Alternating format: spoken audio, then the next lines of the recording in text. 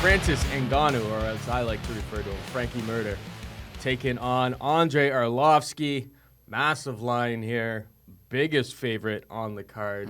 Everyone Francis jumped on the Ngannou, bandwagon, Paul. Minus 425. Well, he's actually always kind of been a massive favorite for Francis Ngannou. Underdog money on Andrei Arlovski's plus 340. Whew. It's a really big line. It's a really big line considering But this is the first real test of his career, and they're giving you the same line that they gave you Every in fights. single test along the way here, he seems to just be getting better and better and better. We start with that Luis Henrique fight, and Francis Ngannou gets taken down early, looks a little stiff when he's on the ground, and you're going, well, there's the path to victory against him.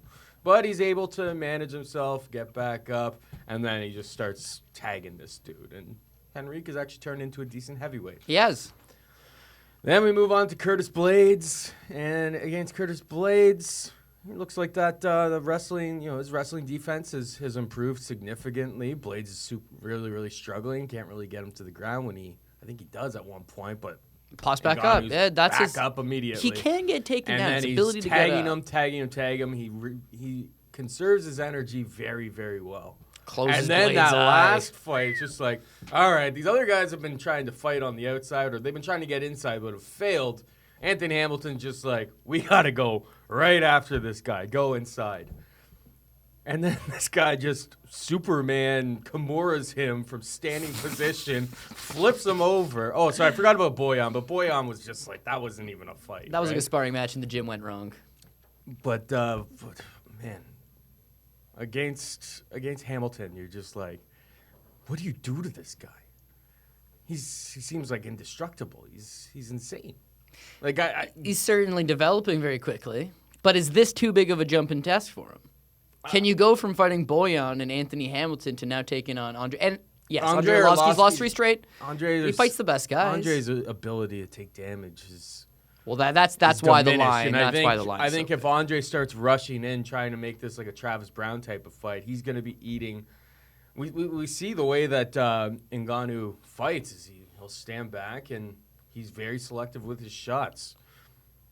If Arlovski runs in, trying to throw that double overhand right and all of the other things that have made him a fan favorite, I think he eats one big shot from Ngannou. He eats that uppercut, left uppercut. Eats anything. And he's been KO'd 9 times in his career. Meanwhile, Ngannou, this line is, sorry.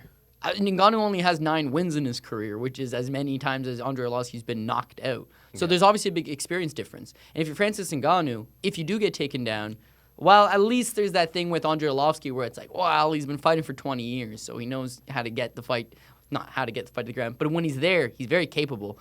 When you look at the fact that he's got 20 years under his belt, and Francis Ngannou's only been training MMA for 3 years, it's the experience thing. Of course. However, Andrei Arlovski has one single takedown since 2008.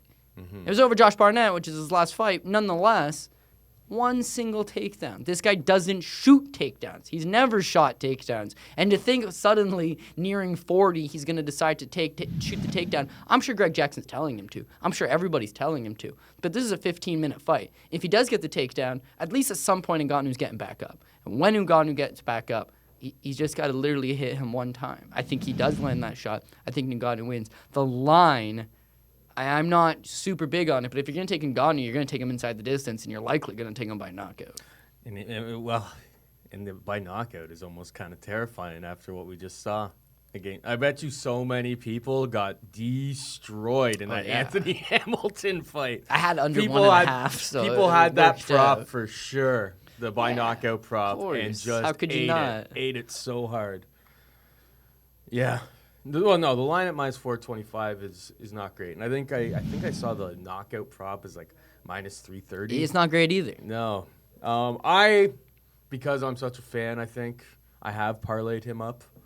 in a spot. It's important to note that you've been pretty much driving the bandwagon. This is not, he suddenly likes Ngannou. This is like Ngannou's first fight. You messaged me, you're like, that guy's going to win the title. He's young, he's huge, he's developing. And all of a sudden now other people seem to think the same thing, because when is Arlovski that big of a dog against high-end guys? I know. Ngannou's coming out of left field and he's this big of a favorite over him. I know. The line is too big.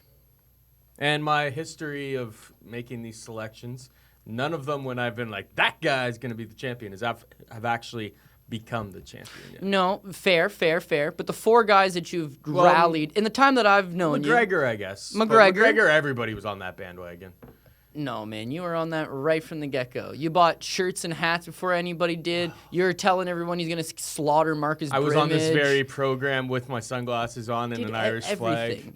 McGregor, Khabib, Justin Scoggins, and Francis Ngannou. Scoggins Who knows? Well, he's still young. He still might be back. But you've got a proven track record when you give them like your franchise tag. They generally work out pretty good, right? Yeah, the minus 425 line is massive. I parlayed him up. Do it at your own peril.